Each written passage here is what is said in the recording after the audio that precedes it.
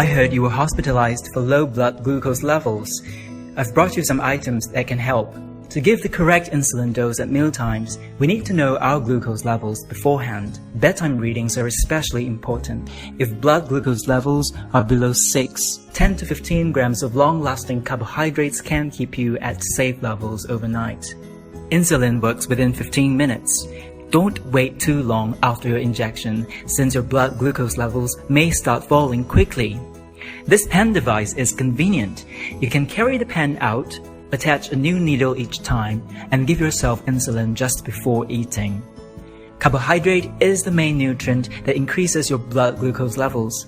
Giving the correct amount of insulin to match the carbohydrates becomes important. Quick-acting insulin lasts 5 hours. Therefore, topping up insulin post-meals can lead to hypoglycemia.